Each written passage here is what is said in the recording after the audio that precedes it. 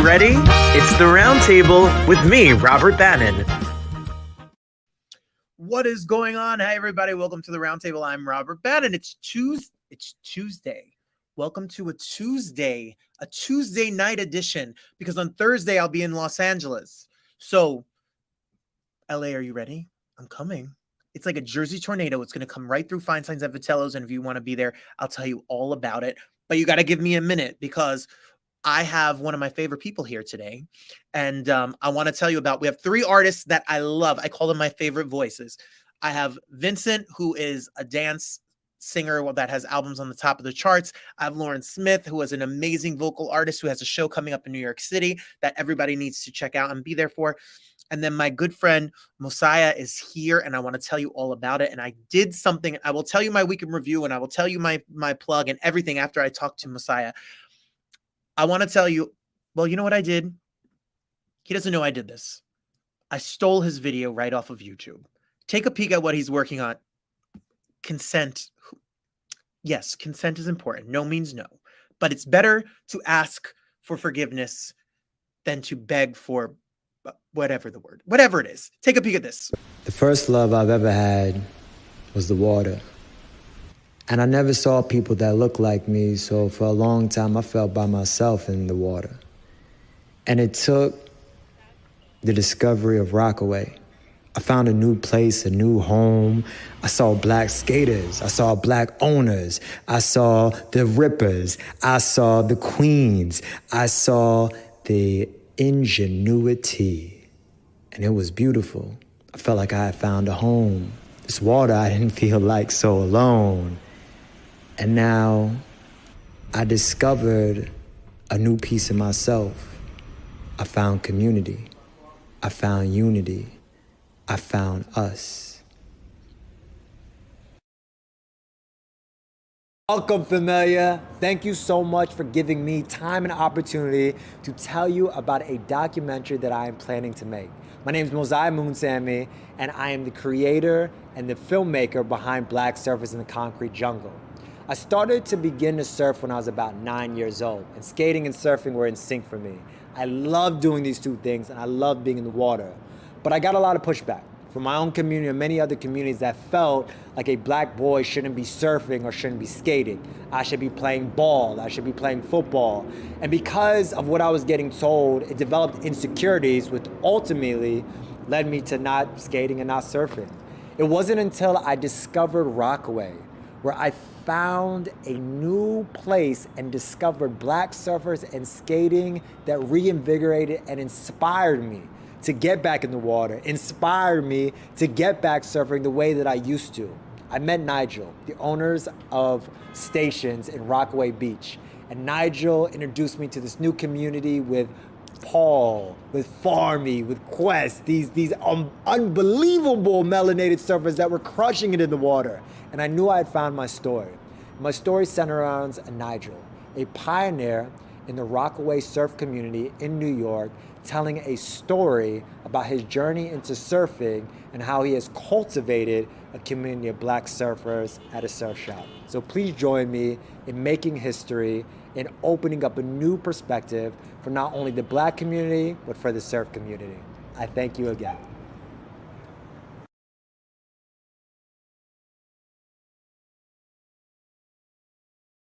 Well, this show is all about amplifying artists' voices and creating art. So we want to make this documentary. I need to know more.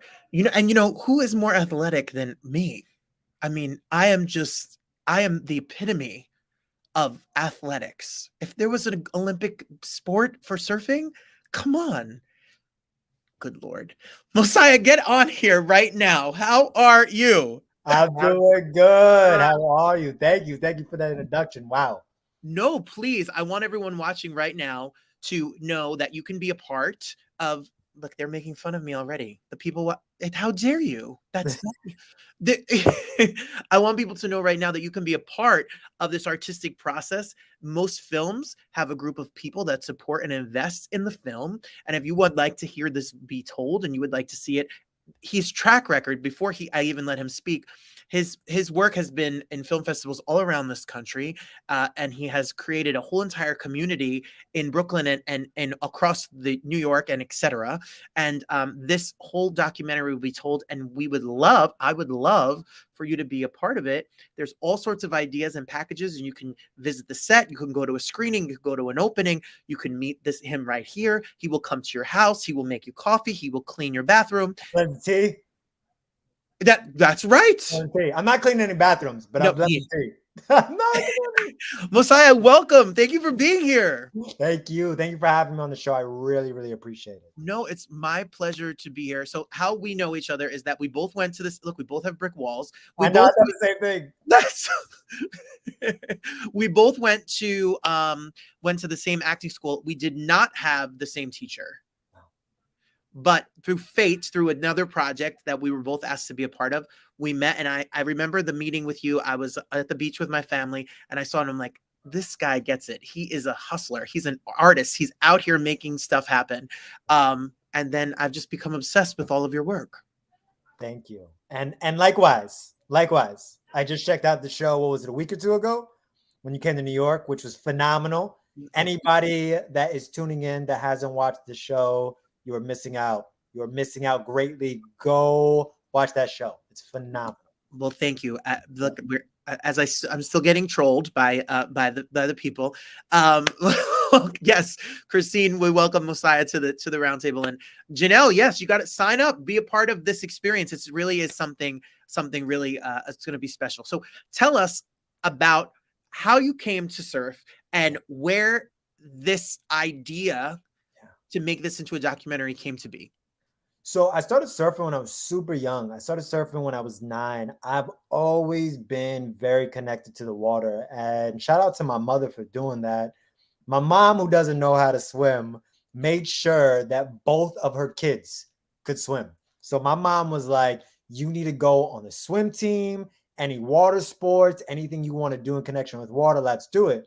So for a lot of people that get into surfing, skateboarding is what you start off with, and it's a pretty natural progression to go into surfing. That's usually how it goes. And that's no different from me. I started off skateboarding. Mom was very adamant about me being in the water, and then surfing was just an easy connection. Immediately loved surfing. I just loved it. I loved everything about it. You get in the water, it's you, and it's very much an analogy to life. You're going to have some days where it's so smooth and you feel like you can catch every wave and you feel like you're on top of the world. And other days you feel like you're getting smacked around. You feel like you're going to die. Literally, you feel like you're going to die. And surfing really humbles you. It's not, I think in comparison to other sports, you still have the high level of athleticism. But I think for me, there's a deep-rooted connection into the spirituality of it, because you're connecting with nature. And you realize how small you are in comparison to the ocean, which is majority of the world. And I had a deep love for it when I was super young. But what happened is skating and surfing, which surfing's not, but skating now is cool for young Black kids. So when you guys see young Black kids skating in Brooklyn or skating in New Jersey, let me tell you something. It was not that way when I was a kid. And unfortunately, I got a lot of pushback. I got a lot of slack about skating, and I got a lot of pushback around surfing. It was, oh, why are you doing that? Are you trying to be white? That's what white boys do. What are you doing? You should be playing basketball. You should be playing football. And in all honesty, instead of having that level of confidence to be like, nah, this is what I like, this is what I love, I fell into it and I quit. I quit both of those things through time, and I did what people thought I should do. I played basketball. I ran track. I played football. I enjoy all those things, and I have no negativity around those sports.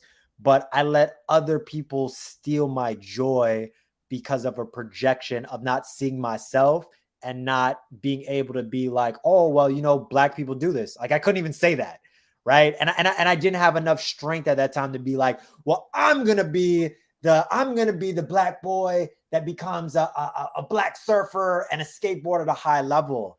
It is through the grace of connecting with surfers in Rockaway, particularly Nigel, and seeing a community that he fostered around black surfers.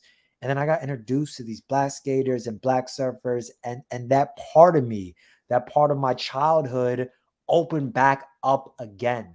So now we're talking about 15, 20 years later. I've been a filmmaker 13 years in the game. I've been surfing the past 6 years. I know I want to do something on black surfers. I know I want to do something, but I don't know what I want to do. Do I want to make it a fiction, right? Do I want to make it a series? Like, what do I want to do? I didn't want to rush this. And the reason I didn't want to rush this is the first time in my filmmaking career where I've taken the two loves, surfing and filmmaking, and combine them together. I've never had that opportunity. So this is something I patiently was waiting for to develop as a filmmaker and to make sure that I had the right person, which is Nigel. And the story centers around Nigel, centers around his upbringing into surfing, and then more importantly, the community that he's fostered in New York City by having that confidence and having that belief to be like, nah, this is for me. This is for me. This is for us. And I'm telling that story. And I'm telling that story because exposure allows people to identify with new things. There are young black girls that are playing tennis because of Serena Williams. There are young black boys that are playing tennis because of Serena Williams and because of Tiger Woods. So when you give exposure to the culture, then we are allowed to step out because somebody is brave enough to become the president, to own a network. And that is why I'm telling this story. So we can have exposure. It's not a us versus them. It's not black surfers versus white surfers. It's all of us. It's all of us because the culture is all of us. Well, that's a whole word right there. And that's a really deep, that's a deep concept. And I love that because I feel that there are stereotypes and stigmas, and you're shattering one of them as we speak. You know, sports and recreational things can be for everybody. They should be available. Yeah, agreed. Everybody. You mentioned a word in this conversation. You mentioned the word community. Now, if you're on TikTok or if you follow him on Instagram, which that's his Instagram, that's his name, but it's there too. If you want to follow him and click the link, and you could contribute and be a part of making this film and letting it be made and out in the world and in society so that people can see it and change the narrative for certain people to fit in and feel like there's a community for them. But your whole brand is on community. You are somebody who has tried to bring community together. He has something called The Last Bodega in Brooklyn. He's on TikTok going viral about gentrification and what's going on in communities and how we're being lied to, or how the narrative sometimes is not true. I mean, Mosiah, you're in the street, on the corner. You could bring a sign. You are an activist artist. 1,000%. What is it about community and growing up in New York and living there in Brooklyn as you speak right now, what is the theme? What is the focal point? What is the through line through all of your projects? What is the intention at the end of it? I think the intention that I'm always going for is I'm trying to create more exposure, and I'm trying to tell narratives that are going to actually have an action plan to shape something different. So what Robert's talking about is on my TikTok, I talk a lot about gentrification, but I also connect with different activists and different community workers to actually do something about it. Because for me, I'm not really interested in making stories that I can't be on the ground floor about. And I chose that subject matter because I grew up in Florida and I didn't have community. And my family's from Brooklyn. So I've been in Brooklyn my whole entire life. Birthdays, weddings, funerals, holidays, you name it, right? And I lack community so heavy. And because of that, it made me really want to foster a community. It made me really want to band people together to do something and to have real impact and real change. I think individually, we're born in the society in America where it is about the I. And so I hear this, and because I hear this, I believe this.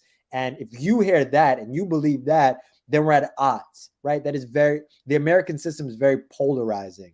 And we're looking at this, and I think many of us, or most of us, hopefully, love being here. The idea is community, guys. When you can build community to have an impact, to make change in this world, then you can have real change in this country. You can have real change and make an impact in something. So my focus is to make an impact and change through community for different things that I believe in, whether that's gentrification or whether that's exposure through Black surfers in New York.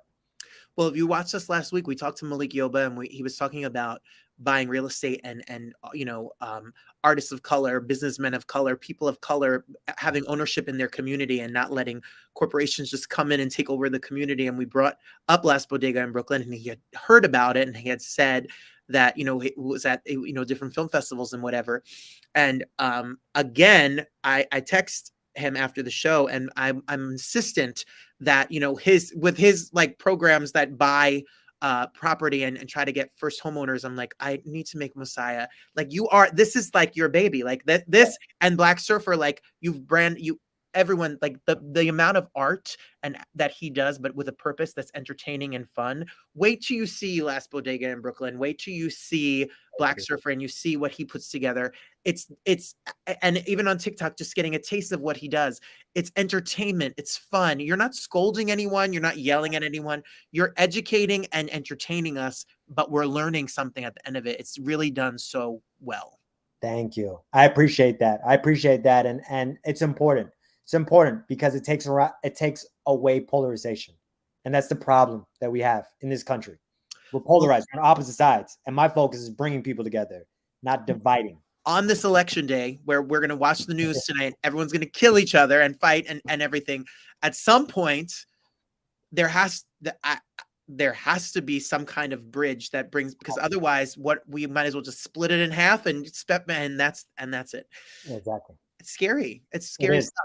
But Mosiah, art is what's going to be the humanity that can bring us all together through history. When we look at the Vietnam War, we look at protests, we look at, the civil rights movement, we look at the Civil War. I mean, it's through art and plays and television and film and artists that bring us the humanity. So you're one of those artists that we need the work, and we need to support the work being made. Yeah. So if you want to support this kind of work being made and you want to help bridge things together, go to Instagram, click the link in his bio. It's a nice long link that will lead you right. And then you'll see that there are different levels that you can contribute. And then this film will get made. He's doing it in like tomorrow. Okay. That's right. When are you're working on it like soon? Yeah, the goal is as soon as we can hit one of our markers. So right now we're trying to raise the first 10,000, overall 60,000. But as soon as we hit the 10, I'm just gonna start. Because that's the only way to do it. We'll figure it out. We'll figure it out. Yes, thank you, Janelle, and thank you for supporting. Yeah, that's why I really love your vibe and your spirit, because you're insane like me. Yeah. I woke up today and I want to make a movie, so let's just do it. We're not normal. Yeah. I appreciate you. I want everybody to make sure follow, contribute to the show. And that this is a home. You're welcome to come here every single time. We'll talk Last Bodega in Brooklyn. We'll talk stand-up comedy routines. We'll talk gentrification. We'll talk more movies and films. We could talk fitness. We could talk whatever you want. Appreciate you. I appreciate you so much. Thank you. I appreciate you. And we'll be sharing and tagging it and on it. So thank you for being here with us. Yeah, no doubt. Thank you, Robert. Thank you, Mosiah. See you soon. See you soon. All right. Bye. Yes, Crazy does love Crazy, Janelle, and I am as nutty as they come. I love him. I love his work. He is somebody who has such great attention to detail and puts out such important work that needs to be seen. So support local arts and artists today, because we need it. We need it. It's what makes us humanity and what we are. All right. Are you ready for my weekend review? Here we go. What did I do this week? Let's take a peek. I had a good week. I had a lot of fun, and if you were around and able to check out my Instagram and all my social media, you'll know that we talked about Broadway World. Broadway World put out this really great article about me coming to LA, and we'll talk more about that. And I got to see a really. I'm looking at your comments, and I got distracted. Yes. Art and music unites us all and inspires us. Yay! I love what he stands for too. I think he's an important voice, and he's got such an infectious personality. I love him. Agreed with all of you. I went and saw Chicago. I saw Chicago twice this year. I haven't seen Chicago in 25 years, and I saw it twice.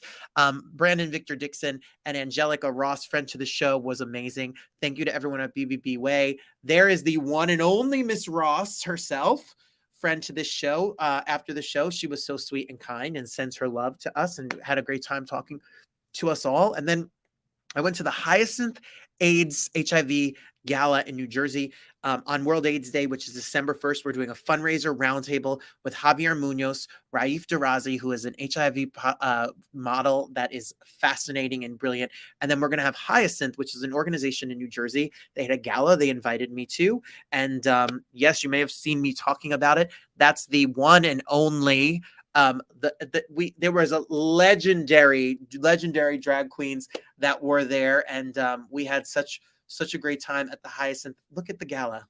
Look at me at the gala, trying to be like a model, but not. And then, I love a fun moment. So I did take the kids, if you know anything about me, to see Disney on Ice.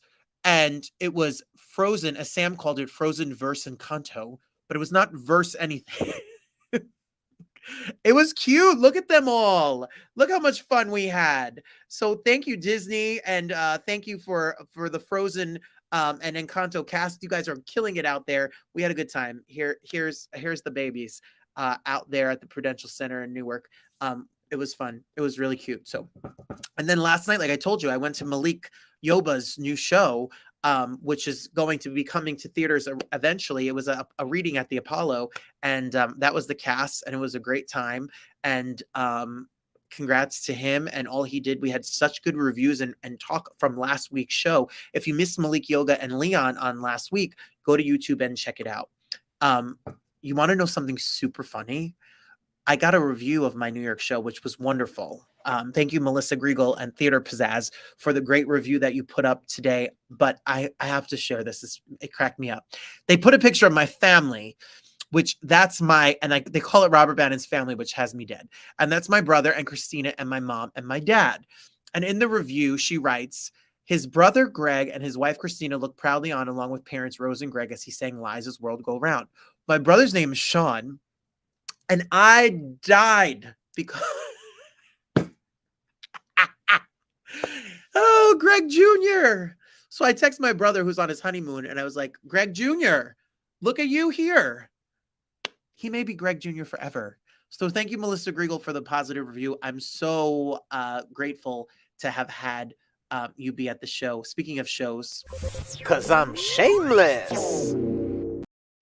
That's right. I leave tomorrow night. I go to school, I teach the babies, and then I head off to Los Angeles. It's your last chance to see me at Feinstein's at Vitello's.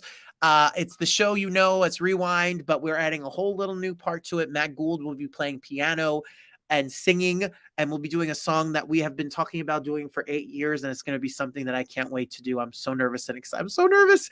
Jane Monheit, the Grammy-nominated songstress who has duetted with me and is one of the most amazing vocalists I've ever heard, will be there live, and I've never sung with her live, so I'm so excited. And then my good friend Dominique Paton, who just left Wicked on Broadway to come back to her home in LA.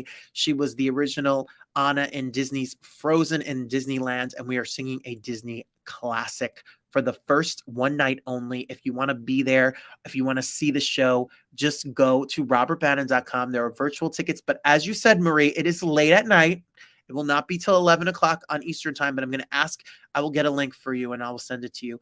Join me, go to robertbannon.com. And if you have friends that live in Los Angeles, it's really scary to do a show in a place that you don't live because who's going to come? So if you can spread the word, spread the love, I look forward to being there and doing the show It's going to be a special night, and I'm really excited to have some special friends in the audience. So come on down, go to robertbannon.com, and then I'm doing more work. There's more shows. There's a Christmas show coming up like this, Robert's Thankful Christmas Concert, and more, all coming up this month. So stay tuned, because in December, I'm taking a mini break of the concerts. We'll be back in the new year. But Marie's will be there. Marie's show will be there, and all of that. Yes, Greg and Greg. Are you willing to share the name of the song you're doing with Matt? I sure will. I sure will be. We were doing Invisible Thread as an encore. Invisible Thread is a song that Matt and Griff wrote. They wrote I Think He Knew, which is my little I Think He Knew Dad song. They wrote it. So it's the first time ever, when you watch the recording of it on Unfinished Business, that's Matt playing piano. It's Griffin's story truly about his father. And Invisible Thread is their signature song. And we've been singing it for 8 years when I did vocal lessons. They're the reason I'm doing this show. They're the reason I do anything, because I wrote to them after seeing their show, and they told me I had a voice and something to say. And we created the first version of the Unfinished Business one-man show that you have seen. And Invisible Thread was in it, but then their lives took off and they got so much work that they weren't able to do the show with me. So we didn't do it. And we actually will be doing it on Thursday for the first time ever. So I'm so super excited. I want it to be a good show. I'm nervous too, but I'm excited. As long as there's an audience, as long as there's people there, we're going to do the show. Yeah, thanks, Marie. And of course, your song's in it too, Marie. So, all right. Do I have anything else to add today? Did you vote? I voted. And no matter what you voted for and who you voted for, I hope that we vote to be a part of this democratic process. And I hope our voices are all heard. And happy election day to you all. I don't have a Hey Friend Hey. You know why I don't have a Hey Friend Hey? I could play it. I'll be there for you. How you doing? I don't have a Hey Friend Hey because we have a friend to the show who's joining us. He's in Brazil right now. That's the wrong button. He's in Brazil right now, about to get on stage with Michael Bublé. So earlier today, I had the great opportunity to speak to someone that I know pretty well. Loren Smith was here. You have seen him on Jimmy Kimmel. You've seen him as the voice in Get Out. You have seen him on tour with Michael Bublé, Andy Grammer, Heather Headley.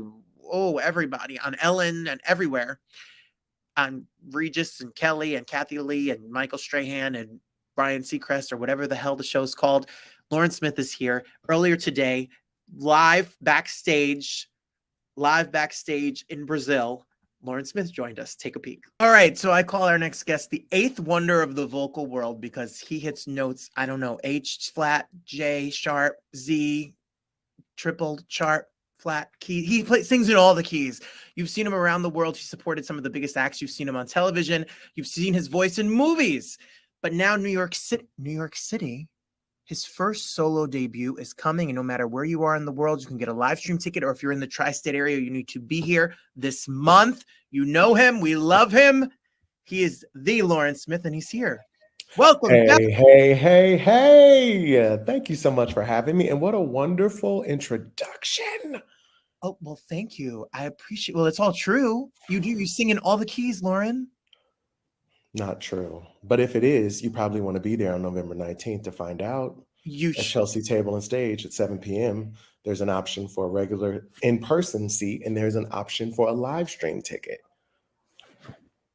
You know, your other job, you could be a publicist. You would be good at it. But isn't that the thing about being an artist? You have to wear all of the hats and do all of the things. So, well, I have seen The Love Show, Loren Smith. I've seen a version of The Love Show in Los Angeles. I've seen a version of The Love Show last year during COVID virtually. So I know a little bit about what The Love Show is. But to our viewers out here, what is The Love Show? How'd you come up with this idea? Ooh, great question. I started The Love Show almost 10 years ago. And the purpose of it was to celebrate the life I love, the music I love, the people I love. And most importantly, is to celebrate knowledge, growth, learning. I really want to be intentional about putting out into the world empathy and just loving ourselves and each other better. So I think when I was trying to figure out what the name of the show should be, because I didn't want it to just be An Evening with Loren Smith, which works, but I felt like the Love Show was a perfect nutshell of everything, because it all comes down to love. It all comes down to us wanting to know that we're seen, that we're heard, that we matter, that our experience matters, and that someone cares. So that is what the Love Show is about. On November 19th at 7 p.m. at Chelsea Table and Stage. There's an option for live stream and in-person ticket. There sure is. So get your tickets now. I promise you, he is an utmost musician. And Loren, you put a lot of attention to detail in your set list, your arrangements, and your messaging. You're not someone who's just going to go up there and whose line is it anyway, improv it out. Really, you're very intentional. There's a message that you want throughout the show and a journey that you want the audience to take. Absolutely. I hope that when people show up, I can promise you this, you will get more than just great music. You will get more than just having a good evening. I hope you get a release. I hope you get a reprieve. I hope you get to just take a break from the chaos and the noise and all the noise and craziness that we all deal with in between our ears. So I hope that you come out and you feel just completely passionate about how loved we all are, and what a difference every single one of us makes in our worlds, but the world around us. That's the goal. I hope you walk out feeling happier. I hope there's some things that are either said or sung that make you think. And I hope more than anything that you come back and see me again. And see this, I'm already putting it out there, because this is my first NYC show. This is my debut. So everybody come out and celebrate that on November 19th at Chelsea Table and Stage at 7 p.m. Well, here's my interesting question for you. Your career is multifaceted. You're a performer, you're an arranger, you are an actor, you have done you've done theater, you have done television, you've done film, and you've toured around this world. And you are right now in, I don't know where, the basement in Brazil somewhere? Yes, I am in Brazil, and I'm unsure how to pronounce the name of the city, and I don't want to botch it, but for sure it's Brazil. So how do you multitask creating a show in New York, doing the work that's required of you back home in Los Angeles, and then be on the road singing for thousands of people every single night? Honestly, great question. It's something that my goal every day is just to do a little bit better than I did yesterday. I won't pretend that I have all the answers at this present moment. I feel like I'm learning, and every single day is a bit better than the day before. And that's my only goal. And I think we all have that on some aspects, like we have to juggle parents, children, relationships, school, religion, church, all those other things, and social lives and exercise and fitness and all that stuff. So I try to do my best, but some days are easier than others, but it's a lot of just trying to do sort of this sort of thing all the time. You wear as many hats as you can, and you try your best, one breath at a time. Well, when you were here for our debut episode, our very, very first episode, you came on, which is almost a year ago. Yeah. We had talked about that Break Free was my little COVID anthem as I ran around New Jersey. I was listening to Break Free, which is one of your original solo projects, which, I mean, there's a whole litany of Loren Smith music out there that you can get ready to see the show. If it's Can't Wait, if it's Break Free, if it's the holiday album, if it's the covers, if it's Beautiful Smile, there's a whole bunch of Loren Smith music. How do you take all of this and all the music you love and put it together in an hour and change for us to enjoy? I try to make sure that you may hear some horn players warming up in the background. Real life, folks, real life. I try to be intentional about thinking about what the audience experience is. Anytime I change one song in the set list, or I add or subtract a song, or even if I move it somewhere, I listen to the whole thing from top to bottom, because I want to be intentional about making sure that the things that are the most important to my heart get communicated, but also I try to honor those things that are out there, that hopefully the familiar things that people may know me from, some of the Scary Pocket stuff, and all of the different all the different chances that hopefully people have gotten to meet me from. So it's a balancing act. And there's always like, oh, I wish I had time to do that. Like I'm doing some newer things in the show that I've never done before. I'm really excited about, but there's also some of the, I think there's a pretty good balance. There's some songs that I wrote and that are originals, but then there are also some songs in there that you know and recognize and hopefully love. So yeah, I try to be intentional about putting a little bit of everything in there for everyone. Well, if you have not listened, go to Spotify or go to Tidal or go to wherever music is, go to iTunes, go to wherever music is heard, write his name Please. there, and get Yeah. ready and prepare yourself to dance and sing along. Because Loren, when I listen to you sing, I joke about your range vocally and genre bending range. I mean, I don't know if there's a genre of music that defines you. I know you struggle yourself with Yeah. what is the show? Is soul? Is it Mhm. R&B? Is it what is this Mhm. show? Gospel? All of the above? Yeah. How do you sum it up?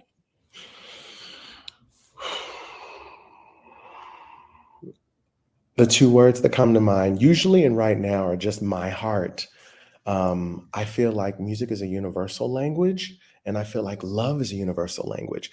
So whatever song I sing, I always try to sing from my heart. I've always taught, and I still believe that what comes from the heart goes to the heart.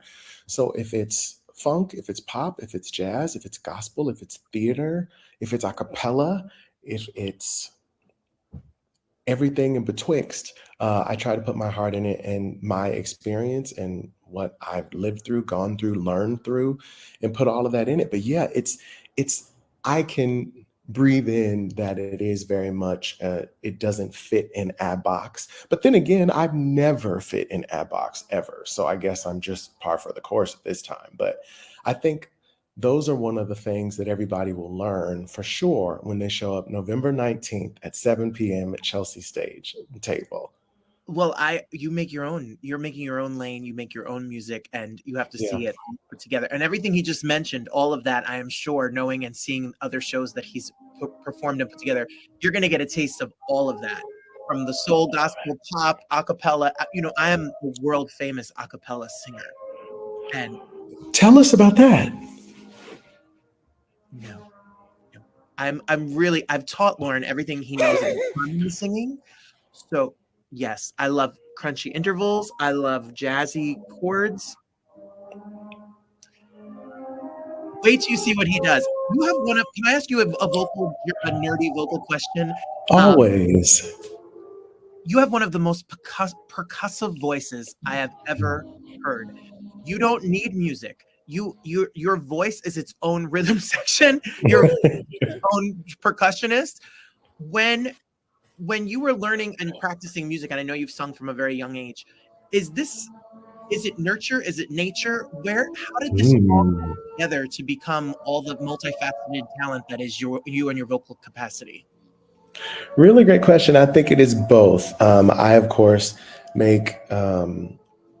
I never ever hide the fact that I'm from a very large musical family who are to this day still very instrumental to my style and to my sound. At the same time, I've always grown up being a student of music, learning and listening constantly and trying to discover new artists and just trying to figure out, because we're all these individuals and because everybody has their own set of giftings and the way they bring things to the table. So my thought process is always, as I learn from these people, what are things that are unique about them that maybe resonate that I can kind of pull from?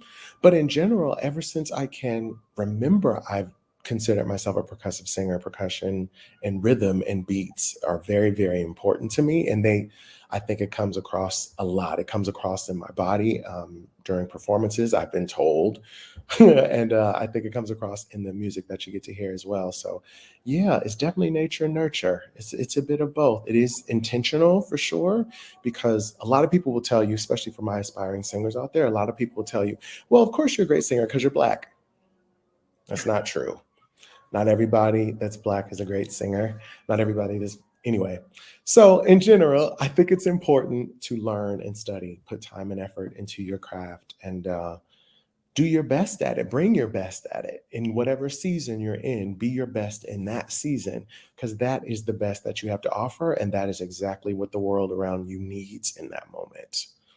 Well, I've been we're practicing. I've been practicing all the runs on the Scary Pockets Hit the Road, Jack. I'm ready to sing along right from all of that. Yes. I got it. Do you listen? If you don't know the joke of that, you need to go to Google something right now. Loren, the holiday, happy November. You know, Thank you you. go To to the you as mall, well. there are Christmas trees, and there's, it's ready to go. So do you so happen to have a little holiday something for us that we can listen to and get ready for in the next month and change? I'm so glad you brought that up. I'm too humble and shy. No, I have a Christmas project out called Christmas from My Heart to Yours. And there's some original music on there. There's some holiday covers. And yeah, I may or may not be singing a little bit of that at the show on November 19th at Chelsea Table and Stage at 7 p.m. Tickets available online now. really? Yes. Well, if you stream Christmas from My Heart to Yours right now, it's wherever you listen to music, make sure you stream it. It's not just a single, right? It's a full album No. project. Yeah, I did an EP. And I'm so proud of it. Eric Curtis is a friend of mine that's a bass player, producer.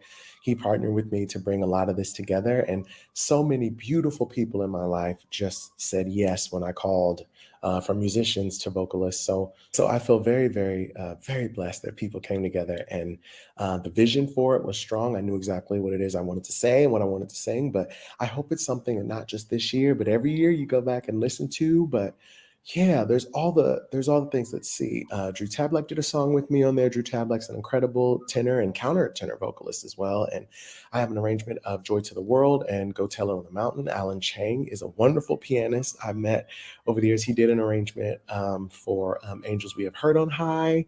And I have an arrangement of Deck the Halls on there that I really enjoy. There's a lot of good stuff. Go out there and check it out if you have time and space, which you do. You absolutely do, because you'll be driving around the car, shopping and spending money, we don't have to buy gifts for people. So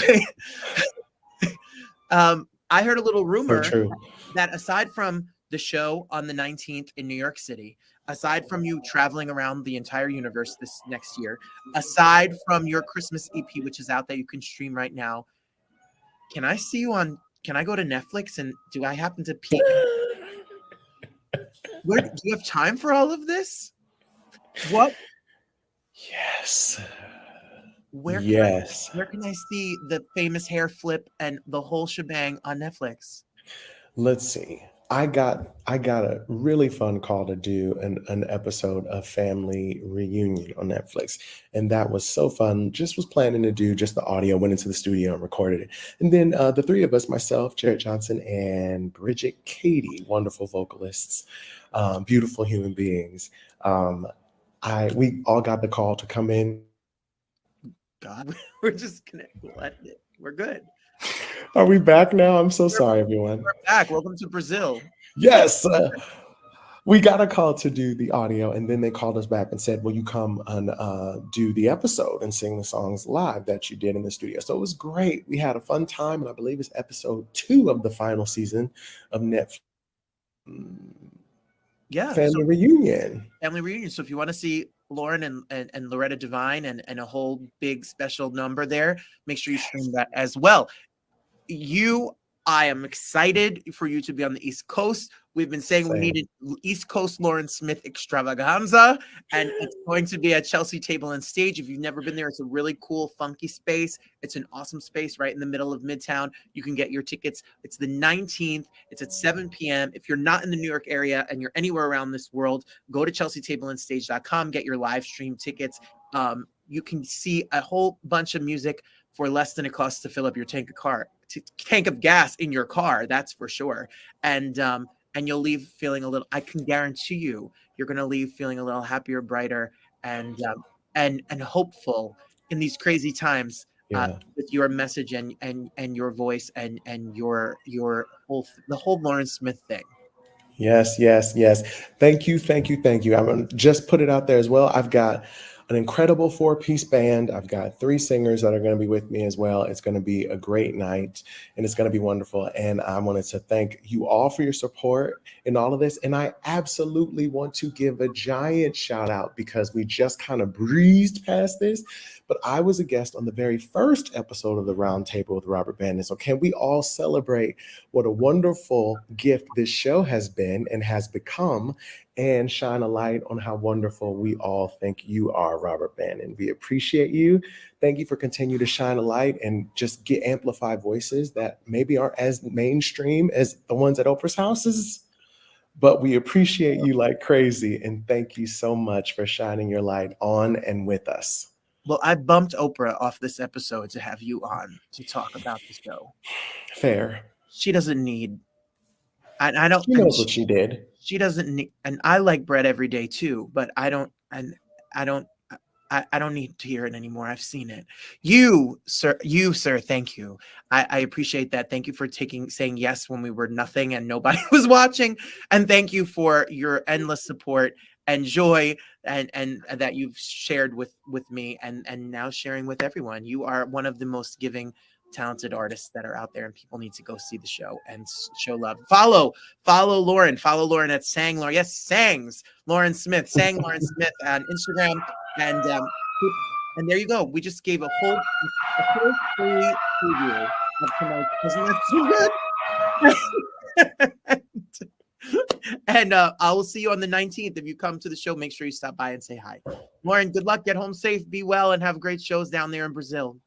Thank you so much. See you soon. There you have it. Loren Smith from Brazil. He just texted me. They were just taking the stage. They're 2 hours ahead of us. And he's backing up Bublé as he does, touring around the entire country. When the Bublé camp rolls into town, make sure you check it out. You'll see Loren behind him, vocal directing, and runs the choir. That's a part of the show as well.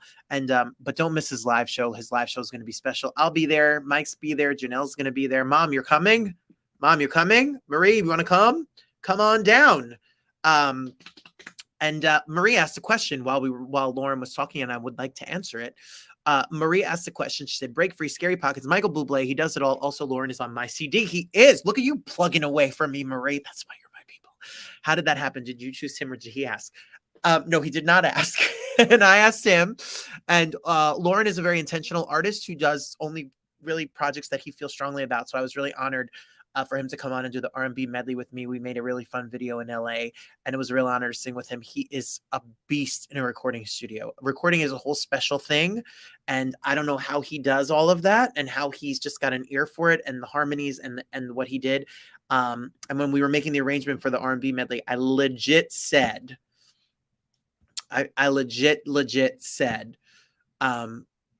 thanks everyone. Thanks. Hey mom. And thanks. Hi Dylan. I legit said to him, I can't sing the harmony. I can't sing harmony. I don't sing harmony. So, and he's very funny and he's a great personality and you'll leave crying and laughing for sure. What great artists, right? Mosiah, Loren. And then I know why some of you are here. I love Vincent. I love Vincent. Let's just hit it, shall we? Take a peek. So if you see me on a treadmill or elliptical machine in the middle of Edgewater, New Jersey, and I'm just bumping my hands and singing along and having a grand old time to get through this workout, odds are this next performer is who I'm listening to. I am obsessed with his album. I'm obsessed with his singles. So yes, if you hear me singing along, you know, where have you been all my life, yelling and singing along, that's what I'm doing. Vincent is here. Stream his music. Go see him live. I'm so excited to talk to him. I'm such a fan. Thank you so much. Of course. Thanks for having me. I'm so happy to be here. I am so excited to be here. If you ask me who I've wanted to speak to since we've started this, it's you, because I'm such an admirer. I'm such an admirer of your songwriting, and the stories that you tell in your music means a lot to a person like me. So thank you. Thank you. That's very, very nice. Well, I want to talk a little bit about your, can we talk about your album to start? Of course. The album, There Will Be Tears. You can be streaming it right now. That's what it looks like. And it's a banger from beginning to end. So can you tell us a little bit about how you put this out and what story you're trying to tell? Of course. I started doing the album in the beginning of 2020. And not necessarily thinking I was going to make an album, but I was just recording a bunch of songs and trying to get through the pandemic like everyone else. Had a therapy session and afterwards decided to cover my room in all the things that I wanted to talk about and the people that I needed to talk to. And I attempted every day to take it down a card and confront what was ever on the card. And that funneled into me writing a song after every conversation I had. And so at the end of it, I had about 120 songs. And it was like a lot of things, trust me, a lot of things.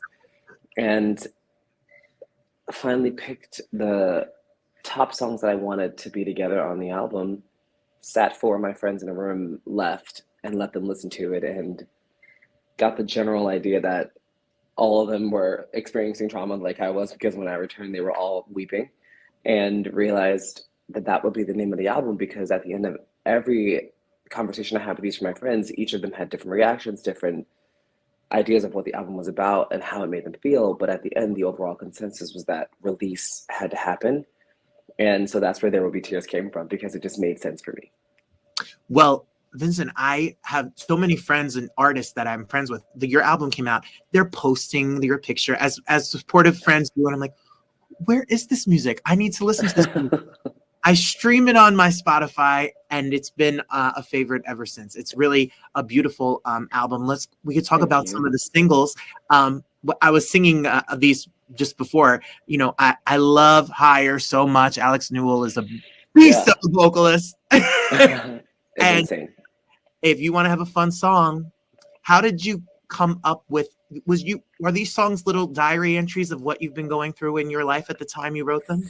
Fully, they were all things that I had talked about in therapy and didn't know how to express them in any other way. And the way that I do things best is through music, so it just made sense to me. But Higher came about because Jay Hart, the writer, and I, and Storyboards, who was the executive producer of the album for the most part, we were all sitting on the phone trying to like throw ideas back and forth, because none of us were meeting at the time. We were just doing everything in our own respective spaces.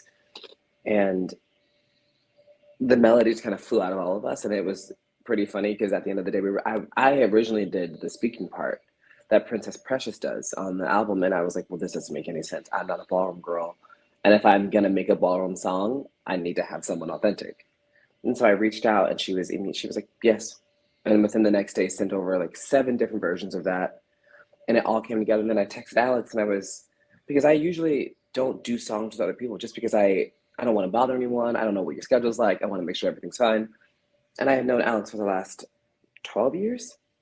And so it was just something that popped into my head. I was like, well, she would sound great on this. I'll ask. And if she says no, then I will know the answer. But I sent it over, and she was like, yeah, girl, I'll give it a shot. And it was truly like magic. After we all sat down and listened, we were just like, this is really good. It's really Yeah. It's really good. There's a couple more singles while we're talking about the album. Of course. I have listened to Kill My Heart. It is, you can dance, work out, scream, cry. It's a fun song. It's a song for your frustration. It's a song about love, heartbreak, all of it. Where did you get the inspiration to do Kill My Heart?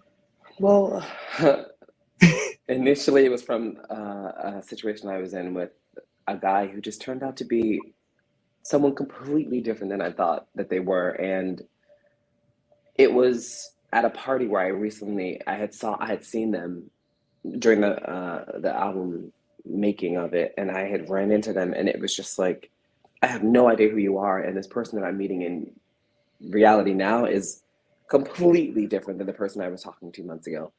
And it was like a situation where someone tries to get under your skin, and they just don't win, because you're just like, no, babe, I'm still winning because I'm me and you get to be you, and that sucks. And you try to hurt me, but that's just never gonna work. You know? Do you know what I mean? Yes. Very much of that persuasion. Like, no. You don't get to like think that you're gonna get one over on me for no reason. That's crazy. And so just like Higher, well, Parson James is one of my best friends, and I had played him the song on the card. I was like, do you like this? And he was like, yeah, bitch, I like this. And I was like, great, you're gonna be on it, period. And I love when singers collab with rappers, and I just wanted it for so long. And so I went to school with Queen Herbie. We all went to Berkeley together. They were originally Carmen, and we all went to school together at Berkeley. And I reached out and I was like, hi, I don't know if you want to be on this. Let me know what you think. And she, within like, I think 4 hours, sent me 5 different raps, all different freestyles, all different versions of what she was doing for the song. And I was like, you're incredible. This is wild. And it just magically came together. Like pretty much every single on this album came together magically. Well, ask and you shall receive, really. I mean, that's Pretty much. Yeah. And then, I mean, speaking of duets, Tegan and Sarah are this song. How did this all come together as well? Speaking of ask and you shall receive, my team is always very much like, you have a lot of friends who do a lot of really cool things and you should ask them for things. And I'm always like, no, I'm gonna do it myself. And I had known Tegan and Sarah for a couple of years through the organization that we're all a part of called Love Loud, which is a LGBTQ organization in Utah that helps homeless and displaced youth find homes and money and things like that. And so I've met them and we've all had really nice times, but I'm never gonna want to be like, hi, I'm doing a song, be on it. So I took the chicken way and I tweeted about it and I was like, hi, I have a really good song and I think Tegan and Sarah would sound great on it. Let me know if you want to do something. and then Tegan responded and she was like, send it over. And I was like, okay, cool. And so I texted her and I was like, hi, let me know if you guys like this. If it goes well, love you for it. If not, fully get it. No pressure. And they listened and they were like, we love it. I was like, are you sure? They were like, yeah, we're going to record tomorrow. Recorded their verses the next day. Everything, harmonies, all of it, and sent it back. And I was just like, this feels too easy. Because I've heard horror stories of people reaching out to other artists and it not going well. But every time I've reached out, it's always gone well. So I'm like, great. That's because of you. You write a hell of a song. And Thanks. you write a hell of a song. The first song I ever heard of yours, and I'm sure many people as well, you have this vocal quality, Vincent, that's like, you can belt and sing, but you have this like whispery, gorgeous falsetto. You have all these colors and ranges to your voice. This song, woohoo! Listen to Marrow if you are taking a bath or vacuuming the house. Definitely that. Song on, and you'll just have all the feels and just take a moment. But that's, you know, if you take something like Higher or Kill My Heart and then you show a song like Marrow, it really shows the rainbow of colors that you really have. Thanks. To the vocal. I like to explore for sure. I don't ever want to, I all want it to feel cohesive, but I always want to explore a different part and a different emotion in my voice. Well, from what I know about you from doing a little bit of research, you're from the Philly area. Yeah. You grew up in church and learned to sing kind of as a young church-going family. Yeah, my dad was a singer in a gospel group called the Christ United Gospel Singers, and my grandmother was always in church. And then I went to Catholic school every day, so I was drowned in church against my will, and like in every aspect of it. But I grew up essentially, I guess, singing in church because that's what I did all day. Because I was in the choir there, and then I was in the choir at church, and then I was in a boy choir outside of that, and we sang gospel songs.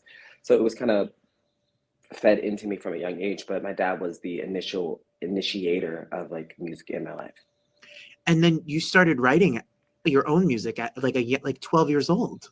Yeah, I started writing songs when I was really young, and I was like, okay, great. I hope these are good, and I hope people like them. And if they don't, that's fine because I'm writing them for me. And it wasn't until I was probably 21 when I started writing songs and letting people hear them and thinking, okay, good. You like this, and people think that you're good at it. So like, try it. Like, give it an actual shot. And when you were writing music and writing about this diary as a young kid, you know, you are quite the advocate and a role model for a lot of the queer youth that is out there. And for me, as a school teacher and a queer artist and an out teacher, I always look for artists and role models that I have a lot of students who come out to me, a lot of parents who don't accept them as they are. And then when I listen to your music, you know, to hear love songs that are not as stereotypical, not that there's anything wrong with that, but to hear a wide range of music for the queer audience, that it's not just, you know, all party music and all, you know, you give people a lot of feelings and emotions and the pronouns and the love that we don't get to hear on the radio. How important is that for you to put out music that's truthfully and artistically who you are? It's paramount because it would be so dishonest of me and unfulfilling for myself if I did anything that was different than that. I think it's so funny when people say like role model, because I don't set out to be that at all. I just set out to make things and then people like it. And I'm like, okay, cool. Don't do what I do, but like, love you. Because I have always wanted to hear what I do inside of the music that I love. Because yes, it's mostly women that I listen to who sing about the men they love, and I love men. And so that was like, I can relate to that. But I would love to hear a boy singing about this. And I also love to hear it not be like made fun of or kind of like bad. And I want it to feel good. I want to hear him sing like at the top of his lungs about the boy that he loves and what it makes him feel like. And the first time I did a show, did a show for my EP, The Feeling.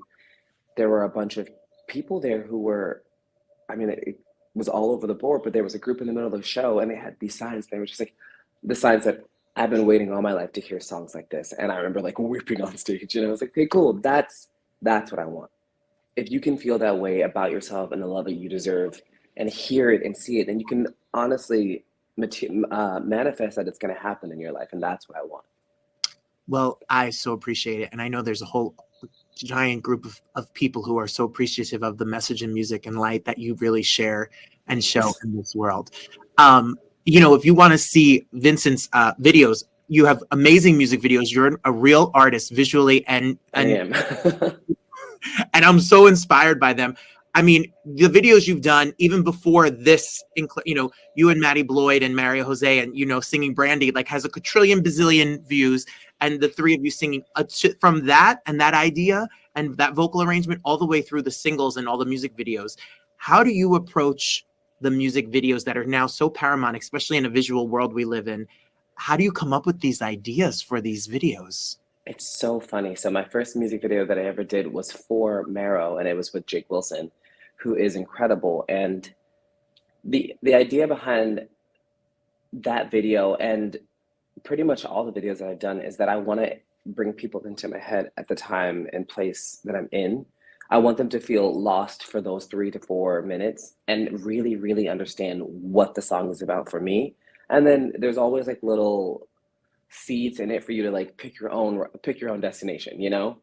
But the ideas behind all those things are just inclusion and fun. And like even in the Please Don't Fall in Love music video, it's very much, it's such a selfish song. And that's why there's no one else in it. There's no reason for there to be anyone else in it but me, and singing this selfish moment of like, I know that you love me and I loved you too. And I know that we're not together anymore. Like, but please don't love anyone else. It's such a selfish thing to say. And that I could only imagine it being you in your head being like, well, no one else needs to hear this, but like, I really hope it doesn't happen, you know? Yeah, well, but we've all been there. We've all been in that moment. Yeah. It's so interesting to me because I don't write music. I don't have any idea how you do it. It's magic. It's literally magic. There's a something inside of you that you're able to write something down. It's so inspiring and awe-inspiring to watch people that are able to write, especially at your age, and then to go to school at Berkeley of all schools to learn how to be a musician. But to share a little piece of your heart, it's so vulnerable, Vincent. Like you share such a vulnerable piece of you and share it to the masses. Thank you. I feel like it's the same thing when you do what you do, when you teach. There's that spark that everyone feels for the thing that they're supposed to be doing in their lives, and then they figure out how to do it. And I think people underestimate how much courage that takes to actually go about doing the thing that you thought about doing when you were a kid. It's not easy in any form or any art form. Like it's none of it. Like even when people become accountants, I'm like, you have to understand that you have to be good at that because it's really a big responsibility. And you have to understand that you have to put your heart in it. It's just something I was meant to do. I always say this. My mom will always ask me, how come you never want to do anything else? I was like, because I never felt like anything else fit me more than this. It just made sense to me. And so I think that's the reason why artists and all of us in the creative space understand why we do what we do, why we fight so hard for, why we were always like on the side of hope and like things like that, because we understand that it's not something that's normal. This is like an abnormal feeling in space that we all live in, and we have to understand that that's special and we have to live in it. And that takes a lot of courage. And that takes so thank you for inspiring us and keeping us to be, and you're so authentically you, unapologetically so from the outside. That is a reminder that who you are is perfect and beautiful and wonderful, and to let yourself just be is such a lesson through all of the art and through the music. So can you tell us what it's like to go see a Vincent show? What happens when we buy a ticket? If it's your tour, you're about to go on tour with Max right now. You're going to be in New York. You're going to be across the country. He's the lights down low. You know, you listen to it on all the pop radio stations. So you're going to see Max. You can see Vincent. What can we experience when we what is it like when we go see a Vincent show? Do you know that moment when you hear the beginning of Always Be My Baby? Yes. And everyone's like, oh, that's what it's like. You know what I mean? Like, Yes. That's what I want it to feel like. Like instant, like, oh my God, it's about to go down. This is nostalgia. This feels so good. I want people to come to my shows and understand that it's going to be, especially on the Max tour, that it's 30 minutes to 40 minutes of just us connecting and really like rocking out, because that's all it is. I want you to come and understand that you can be heartbroken and leave like a little bit happier, or you'll be happy and maybe you'll leave a little bit heartbroken, but that's also healthy too. So like, it's a bag of emotions, and I promise I'm going to give you all the tricks. And we're here for it. We want the Yeah. whole costume and the shows and the whole The experience. whole shebang. The whole shebang. Well, if you want information about the tour dates and all of the stuff, you can go to Vincent on IG, and you can also stream his music wherever music is heard. Go listen to his music. Make sure you follow it, and you support it, and be there. Go see you. Come to the shows. Come to a show. Come to Yeah. a show. What is? I'm sure you're always writing. Is there more music on the horizon? There's a lot more music on the horizon. I've been writing this whole time. I think I started writing music the day the album came out, because I'm a psychopath and I don't know how to sit down. But there's a bunch of music coming, and it's going to be probably the funnest stuff I've done yet, for sure. Oh, I'm ready to dance. We've all been home for years. Like, we're ready to go out and have some fun. We want to give a little party. Yeah, I'm in. Done. But I need some new elliptical machine music while I'm. That's what we want. It's a party, babe. It's a party. Well, listen, everyone that I know that's from Cali to New York, that is anyone that's important, cool, and fun, they all rep for the Vincent experience. I mean it. You are loved by artists and people alike, because you just give it all. And I appreciate you spending time with me today, because I'm such an admirer and a fan, and I'm looking forward to seeing you live and in person for sure. Thanks for having me. I'm so happy to be here. Pretty awesome. He's pretty awesome, pretty sweet, and pretty awesome guy. I was real honored. I love Vincent, and so do a lot of you. So what a wonderful time! What a wonderful time with a wonderful person. Look, yes, his life has changed so much since the 4. He's saying creep. That's true. You see, I like Marrow too. Marrow is a whoo, but I remember him from the 4. You know, Marie, you're such an encyclopedia of these singing shows. I love it. I wish he was live. But he's in Phoenix tonight. He's doing a concert. Janelle, I hear you. I know you're a big fan as well. And Christine, my buddy, his music gives all the feels. So there will be tears. There sure will be. It's a beautiful album. I liked the show. I promised you that we were going to have a show. These are my favorite voices. Mosiah is somebody who's speaking the truth, and he's out there giving the truth. Loren sings. Y'all don't even know. And then I'm obsessed with Vincent. I love his album. I love his artistry.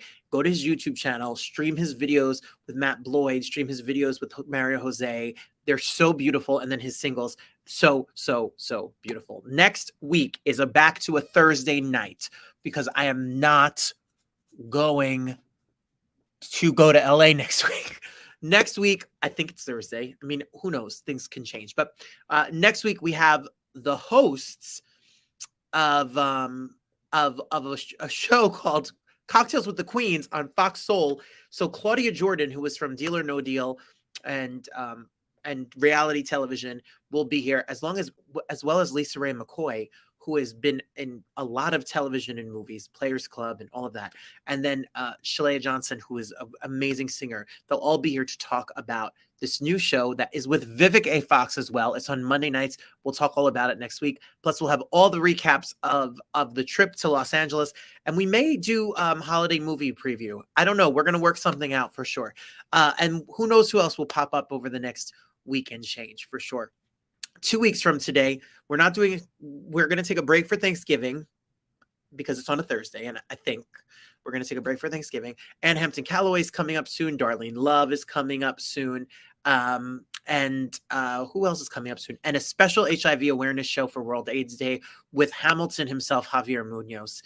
will be here as well. So we have great shows coming up for you, and we're getting ready for a year. This is 40 weeks, 46 weeks. So in 6 weeks, we will be here for a year. So we'll be celebrating a year coming up as well. It's all thanks to you guys. I'm happy that you thought it was a banger. I liked it too. And thank you. I'm going to go pack. I have laundry in the dryer. Thank you so much. I'll keep you posted. Follow me on social media. Go to robertbannon.com if you want more information, and make sure you like, comment, share, and subscribe. As always, it's been a pleasure to be here with you. I look forward to seeing you all again next week. God bless you and be well. Take care of yourself. And no matter what happens, no matter what politics you have, no matter who you vote for, no matter what you think, just remember that there is more good in the world than there is bad. And I believe, and I have hope, the audacity to hope for the best that is still yet to come. It's still coming. Hang in there, everybody. See you all real soon. Good night, everyone.